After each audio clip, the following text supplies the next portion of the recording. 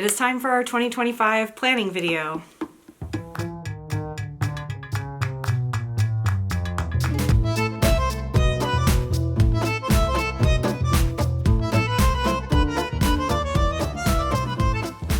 Hi, I'm Marissa, MK's Creations here on YouTube or FlossTube, which is our little corner of YouTube that we talk about cross stitch mostly. I often talk about other crafts like quilting, or I have lately. And yeah, welcome. Today we are going to talk about my plans for 2025. I have overestimated how much I would be able to come to you during December. So I am late on a regular FlossTube update, which now at this point, I'm going to talk to you about some normal FlossTubey stuff, but we're just going to go ahead and skip and wait for the whip parade that's coming on Wednesday. Let's see, the lead up to the holiday was bonkers. My littlest's walking pneumonia turned into full-blown pneumonia, so we had to throw a doctor's trip in there, and the girls both got a certificate from mom and dad for the holiday to get their ears pierced, so we went and did that yesterday. So everyone got their ears pierced, including mommy. I got my tragus pierced. They needed to see a test subject go, which worked out really well, I think, and really helped them from being scared. So they are both happily with pierced ears now. And yeah, it just was a lot leading up to Christmas that I was not expecting to be. I wish I had the baby quilt that I have been showing you these past couple videos, but I finished it on Friday, got it in the wash, and got it in the mail so that it was there.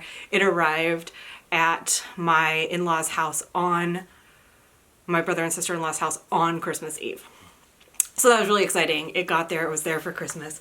Even though it wasn't really her Christmas present, it's like a very overdue baby shower gift, but it made it and got there in one piece.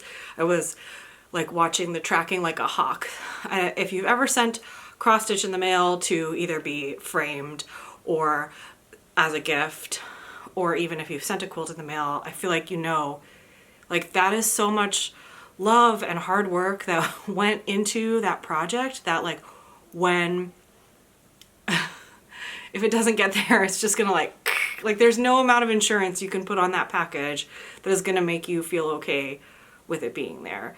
Like, you feel like you just always want to deliver those kind of gifts in person. But I wasn't able to, but it made it and it got there, and I'm very excited about that. And parents and baby have a new quilt in their house for them to use for tummy time and for snuggles, and it just made me really happy to get that out the door and made me really want to quilt more.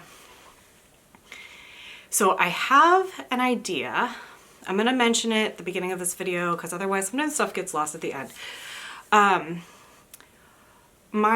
have always had tons of fabric scraps around, and you just like keep all these pieces that are like weird shapes and weird cuts, and then they don't fit anywhere.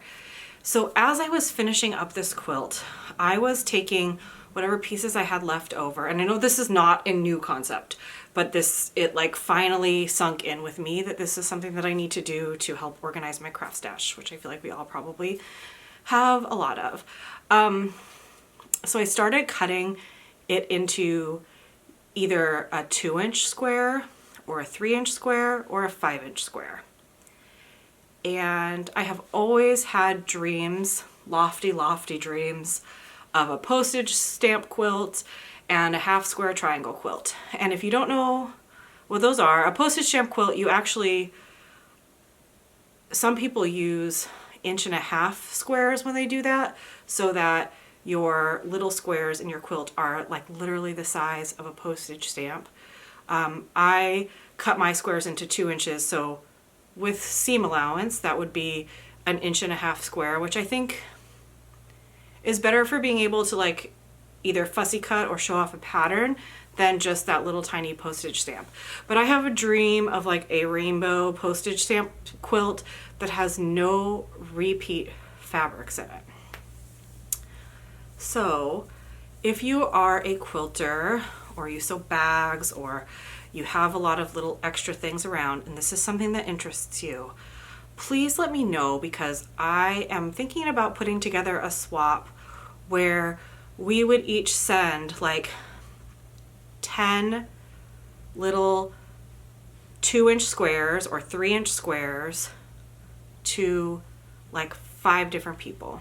So you would send out 50 squares and you would get 50 squares back. Now, some people might have the same fabric as you, and so they wouldn't be like new pieces, but like I have pieces where I have 5 different of this yellow, and I don't want 5 different of that yellow in my quilt.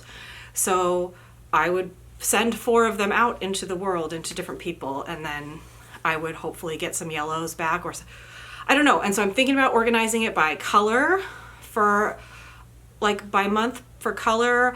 I'm I'm wary to set up a swap because I know it's a lot of work, but I also would really just love to increase my variety of 2-inch squares that I have from my stash and other people's. So let me know if that's something you'd be interested in also participating in, and then maybe I'll move a little bit more in that direction to do it. I'll also put maybe a poll on my Instagram to see if that is something that people would be interested in there. Okay, so enough quilty talk. You're here for cross stitch for the most part, but I figure a lot of us have overlapping crafts, and if anybody else has ever had that like desire to have that kind of quilt, then maybe just you and I can do some exchanging. All right. Another thing I want to talk about is the fact that, okay, Saturday, December, 28th, I will be filming my whip parade on Wednesday. I don't know if I said what the date was. That's why I'm mentioning it now. It is Saturday, December 28th. We are done with Christmas. We are well into Hanukkah.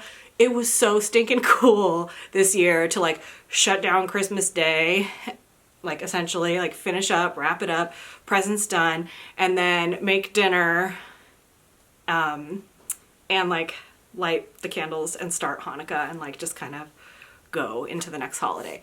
A lot of times it's overlapped. One year it was like with Thanksgiving, so that was wild. I grew up celebrating both holidays, so now we celebrate both holidays in my house, and it just was really fun this year to have a true Christmaka. That was like the first night of Hanukkah was on Christmas night.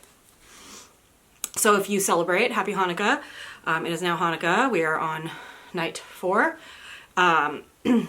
So. And Merry Christmas if you celebrated Christmas, and if there's another holiday that you celebrated, let me know, because I always think it's really interesting to hear what holidays people celebrate in their households, or if you don't celebrate any holidays, I hope you had a lovely December and winter solstice, because now we are moving in the direction of more daylight, which is super exciting. Okay, the other thing I want to talk about, before Christmas, leading up to Christmas, we always go to, I live in Maine, we always go to the L. Bean campus, which is in Freeport, which is like a half an hour from us, max. They have a Northern Lights celebration, and it's, you know, we often, this year, we often got to see the Northern Lights here. It's not always a thing in this part of Maine, but other parts of Maine definitely, I think, get to see the Northern Lights more often. But it's just the theme name of their celebration that they have every year. They usually have Santa Claus, and they usually have reindeer. This year they had adoptable puppies, which was so adorable. And then they have like warming benches outside. So the puppies were taking breaks on the warming benches, so you could like see them in like their little like Santa area, but then they were like coming out and hanging out on the warming benches with all the people, and it was just like so awesome. So they were puppies. Okay, long story long. We went into, okay, so there's the LL Bean like main giant store, and then there's also like the LL Bean like bike and kayak store, and then there's an LL Bean outlet, and then there's an LL Bean home store. I love the LL Bean home store. So we walk into the LL Bean home store, and like up on the wall, and I'll insert a picture of like how I could see it. Up on the wall, in the midst of like all this decor, was a cross stitch. And I was like I wear glasses, I need to re-up my prescription. But also, you know, when there's like a lot of stuff around other things, you can't get up close to something, your eyes like can't really decide what to focus on. I couldn't tell if it was a print of a cross stitch, because I've fallen for that at an antique store before, which was a total bummer. I mean, I didn't buy it. I like looked more closely at it, but like up close, and I couldn't do that with this. And I couldn't, usually the stuff on the walls that they also have available for sale, there's like shelves that have it on there. So like you could go find what was up on the wall and then bring that home. And I couldn't see that anywhere. And so I finally found someone to ask, and I was like, hey, that cross stitch that's up on the wall, is that a real cross stitch that you're just using as part of a display, or is it a print that you can buy? Well, it's a print that you can buy, but it is also an actual cross stitch, which it is Janlin's Merry Christmas A to Z. So it was available for sale for like $65 for the print, which they had sold out of. So a bunch of people have the print of a completed cross stitch on their wall now. I also found, I'm going to put pictures of everything in here. I'm going to put a picture, I hopefully already put a picture of like the little tiny glimpse of it that I caught, that like caught my eye. And then I'll put a picture of it in here, and then I'll also put a picture of the pattern. I found it on eBay.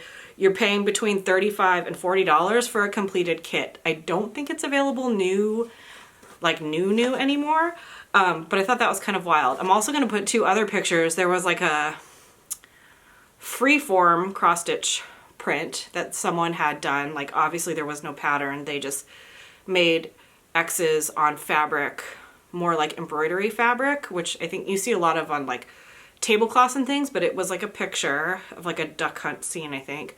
And then I should have reviewed this before I started talking to you, but, and then there was another one too that they had in there. So I'll duck hunt scene, and then we'll put the other one right here. So that was just kind of wild, and they were fairly pricey. The fact that you could buy the entire kit for $65 or for $40, and you could buy a framed piece of a print of it for $65 was kind of wild. And they had one left, because I asked her to bring me the one left. I wasn't going to buy it, but I wanted to Google image search it so I could find out if it was a real pattern. And if you don't know how to do a Google image search, like just, I mean, Google how to do a Google image search. It is such a cool function that Google has to be able to take a picture of something and it can search for you that way. I mean, we can describe something. I could have like probably described Christmas ABC pattern, vintage Christmas ABC pattern, and maybe found it, but I got the exact match in like 2 seconds standing in the store to be able to see what it was. So that was kind of neat. And it really is just like a little toggle button in your Google search on your phone. You have to go into Google, like you can't search it from the search bar in Safari. You have to like go to Google and then do it that way and allow them to like either access your camera or your pictures. But it's a pretty neat function if you don't have it already. All right, the other thing that we're going to talk about before we talk about my 25 and 2025 is Pattern Keeper. So I mentioned in a past video that my jailbroken Amazon Fire tablet, the prongs inside the plug thingy, it like broke in half. So I could not get any sort of charge on it. I had tried to back up my files multiple times, but like they would not export. I think it was because my Fire was really old. I also didn't have any other non-Apple products to export to, and everything on that tablet moved so slow. So my mom for Hanukkah got me a new Samsung tablet, and so I now have my patterns on there. But I had to re-mark my Hayes. Now, I think Stitchin' Mommy calls this the typewriter method. I don't think mine is exactly the same as hers, the way that I stitch, but I stitch, like I take a floss from the corner and I stitch out, or I take a floss and then I stitch it down into this way, okay? So This one I don't have completely all the way marked off yet because it is really hard to tell which colors are which and which flosses are where. So while I love stitching with this method, it really bit me in the tush for re-importing my progress into Pattern Keeper. So I re-put in Deadly Aquarium Sal, and if you follow me on Instagram, you saw that putting Deadly Aquarium Sal into Pattern Keeper was highly motivating for me because I saw that I was like almost to the 60% mark where I didn't feel like I really had that much done. And so seeing it that I had completed that much was very motivating for me to pick that back up and like really like put some stitches in. And it was those dang sea anemones. If you have seen that pattern, those sea anemones have so much backstitch on them. Also, I did the backstitch on like the very tippy top one wrong. I went all the way around the outside and it like doesn't go all the way around the outside. I am not taking out backstitch. It will look fine. And it looks fine. Only me and anybody else who stitched that, and now all of you, because I told you, know what mistake that is. But in reality, I mean, that stitch it's beautiful, but those sea anemones were rough. Like it literally, that and lack of tablet made me put that stitch down for a little bit. But so my Hade, thankfully, so last year I had finished like what was a full, this is Tiki Beach Sunset. I had finished what a full page was. So marking off that first full page was really easy because I could just be like, complete all the colors on this page, complete all the colors on this page, complete all the colors on this page. Got that part done. But then as I came out to like, this area was really tough for me to mark what I had. This not as much because I definitely color completed one of these oranges. And then down here I had a little bit of a rough go marking stuff off. But I think this one is actually pretty accurate in my newly updated Pattern Keeper. And then I'll need to go in and put my long dogs in, but those are very easy to, those will be very easy to mark, and they're also not like that complete, so not a issue. But if you have Pattern Keeper and you're stitching Hades, multiple Hades, and you're not like a block by block, like 100 by 100 block completer, like really updating, exporting your progress, find a way to do it. I really should have tried harder because I spent my whole first day with my tablet, which should have been like super fun, and picking my Hade back up to holding my Hades like this in front of my face while I'm like trying to see and count teeny tiny 1/1 on 25 count stitches to get them to where they need to be. So PSA, and I think it happened to Small Town Stitches too, but she is a like diagonal 100 by 100 block stitcher for the most part, I think. So I think hers was a little bit easier, and she had some help, but she also had a lot more Hades. Like I only had 2 that I had to deal with, so like not a giant issue, but still moderately disappointing that my first day playing with like a new tablet that wasn't super laggy was like marking off thousands and thousands of stitches that were just kind of like in my weird starburst situation. So back up your Pattern Keeper files. Now we're going to talk about 25 new starts in 2025. Last year I attempted 24 new starts. In 2024 I had 19 new starts in 2024. So I think this year, because I finished 2 big projects last year, this year I'm going to kind of focus a little bit more on starts. I UFO'd a couple things too, which we'll talk about in Whip Parade. But I am at a reasonable amount of whips, and I have a bunch that I want to start. So I'm going to show you what is on my list so far. I have 16 pieces on my list right now, and so that will allow for some wiggle room, but also the second thing on the list could be actually like multiple starts. So let's talk about where we are. First, my first new start, so my new year new start will be Quinto Acuto, which is another long dog. I did a floss dyeing video where I talked about the flosses that I'm going to use for this. I still have not decided which set of flosses I'm going to use for this. The more green, the more aquamarine or the more teal, but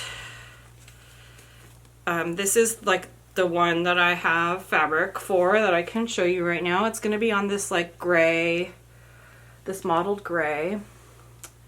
So I will pick one of these two colorways to do this, and then the background will be $37.99 and $37.99? Yeah, $37.99. So that's that like charcoaly dark gray. But that's going to be my New Year, New Start.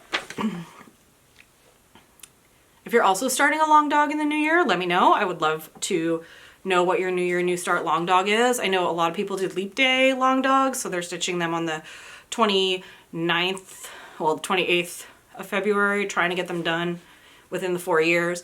I just love long dogs, and so I don't know when they will be complete, but this one has a fun plan, and I'm excited for it. The next one I'm doing, so the next two are going to be Sal's. Keeper of the Pins, this one. I am going to be stitching Ongoing Sal with Stacey at Bluebird Paper and Thread. So I think she's already completed or already started this one. But, so this is what I was talking about. Like, this one could technically count as multiple starts as I start and finish each one. I really am going to try to start and finish these though, so we'll see what happens with those, but that's number 2. And then number 3 is going to be a Sal with Julie, Kansas City Girl in a Colorado World, and Stacey, Key X Stitch. Yeah, Key X Stitch is her Instagram, and then It's Only Stitching is her YouTube. So I'll link, I'll tag both of them below. But we're gonna stitch Dreaming of Klimt. This is a Barbara Anna, inspired by Gustav Klimt. And I don't have a hashtag for that yet. Oh, the hashtag for the Keeper of the Pins is gonna be Keeper Sal. And I know you're like, Marissa, hashtags don't work anymore. They still work. You just can't follow them. And then in that, you can still click on it. We'll still bring up all the pictures, but they're not necessarily going to be in chronological order, which is going to be frustrating and it's going to stink. If you're doing the Sal with us, tag me, and then check out Stacey's video. I don't know if she wants to be tagged in them, but if you are going to be a part of the Sal, definitely feel free to tag me or say that you're collaborating with me in your photos. And I'm totally down. I need to come up with a hashtag for this Klimt one. But also, you could, if you're stitching any other Klimts, I know there's some of those like mini masterpieces of probably the Kiss. I feel like that's the most popular one. There's like a really funny scene in Buffy. It was like one of the ones with, oh gosh, what was her name? She was blonde and ridiculous with Spike. And they like rated all these, like all the dorms or something. And there were like a bunch of versions of Gustav Klimt's The Kiss, which is really fun. Anyways, the hospital that I delivered my girls in, when they took you from like the labor and delivery area or the ORs for C-sections and brought you to your like recovery rooms or like your mommy and baby rooms, you walked by a painting of Klimt's mother with child, and it had a button on it, and when you pushed it, it played Bram's Lullaby for like the whole floor to hear. And I'm sure they had like protective measures for people that were not having like an easy or happy time in the same situation, but you could hear it like throughout the day. You could hear new moms pushing the button and it playing Bram's Lullaby in the hospital, like in the maternity, on the maternity floor. And so it was just really sweet. So I also like, I have a very, I think my mom had an art history minor and my little sister had an art history minor, and I have always grown up going to art museums, and but Klimt is a pretty big favorite in our house, and so I really wanted to start that, and I was talking to our little stitchy group, and then Julie was like, yep, I have that one too, and I love it. And Shelley also told me she was in, so here we go. I'm gonna start it on February 6th. That's the anniversary of Gustav Klimt's passing. The reason that I'm doing it his passing and not his birthday is that his birthday is July 14th, and July is like not a month that like I am usually stitching focused. It's usually garden focused, outside focused, beach focused. So it was important to me to like get this one at least started when like I know I could start. So I'm inviting any Klimt piece, but I think the three of us are starting Dreaming of Klimt from Barbara Anna. All right, and then also from that stitching group, I'm inspired, and I have two on my list for this. One of them is Coffin Buzz, which I don't have a picture of because it's a freebie that's just a chart from Plum Street Samplers, but definitely go check that out on the Plum Street Sampler website. I hope it's still there. I had downloaded it a long time ago. It's in my thing. But then also I have The Curse of the Raven, and this is Carriage House because I want a tombstone wall. Like, how cool would that be? There's so many tombstones out there to stitch, and this one is gonna be on mine. So all of my tombstone stitching is gonna be hashtag tombstone wall or hashtag tombstone stitch wall. Hashtag cemetery wall. I like tombstone stitch wall. I don't know, we gotta work that one out. But it'll, I think this is gonna be number one on there. Ashes to ashes, dust to dust. And then now I am on the quest for tombstones. But then also, like I said, Coffin Buzz from Plum Street with the freebies gonna be on there. This Cottage Garden sampling Woodpecker. This my husband picked out when we went to the Crafty Grimalkin for the first time. He was totally into it. I mean, we're over 40 and we watch birds now. Somebody posted a birding list, like they would just posted their backyard birding list. So birds that they had seen or heard from their backyard. And I think that I would like to also do that for 2025. I have a lot of goals. I'm feeling very aspirational, very like new year, new me, as far as just like things I would really like to do. I always want to do the 1,000 hours outside, which I feel like we probably get pretty close to in our house. But I like lose track of the coloring in of all the things. But I think keeping a birding list of the birds that we see in our backyard or here in our backyard would be really cool. And if you don't have the birding app, I can't think of what it's called right now. There's a birding app where you like hit the record button and it will record, and it will even like pull out like over ambient noise and tell you which birds it hears. You like upload the package for your region, and then it tells you all the different birds. When we were camping 2 years ago, I think I had one recording that had like over 15 different birds in it. It was just so cool because we were like out in the wild. We weren't like in city, but we get a ton of birds in our yard. So I think that's on my list of things to do, and I'm going to stitch this so that we have a woodpecker in our house. My scissors, my rules from Heartstring Samplery. I also picked this up at that trip to the Crafty Grimalkin. It was like just after market that we went, and so I got some market goodies that I need to stitch that. Ghoul Tidings. This is Plum Street. This one I've been wanting to stitch for a long time. So I have this physical copy, but it is also available in the 2013 Just Cross Stitch Halloween issue. If you have that, this is available in there. You don't need to go buy a copy of it if you have like the back issues. So that's on there. That's on my list. I got a lot of Plum Streets on my list this year. Goody Grimwood, she's still on my list. So this is one that I am questing for a new piece of fabric for. Barbara Anna, Wicked Plant. So I need to get that one in there. And actually, funny thing. Anyways, yep. So that one, and I have fabric and floss pulled. I just need to find the black that I'm going to use for this one, because I would like to use a little bit of a variegated black. Hello Summer from Erin Elizabeth. This was a freebie from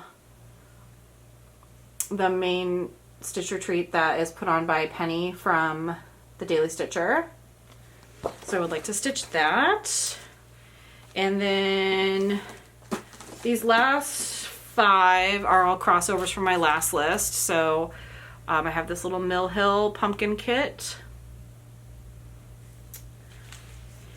And this Lizzie Kate. I would like to have that in my kitchen. I'm definitely gonna change the colors. This pink is not me. And I need to find fabric for this one to Pincushion Street from Heartstring Samplery.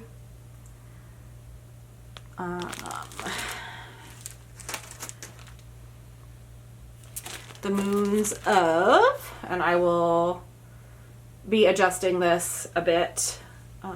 Not quite sure how yet, but it will be adjusted. And Redbird Sampler, because my friend Rebecca was stitching it and it's beautiful and it's red and aqua and I love it, so I would like to get it started. All right, so those are all of my 2025 plans that are set so far. I look forward to seeing you on Wednesday for my whip parade, and thank you all for joining me today. It was lovely to spend some time with you. Thank you for spending some time with me, and I will talk to you later. Bye.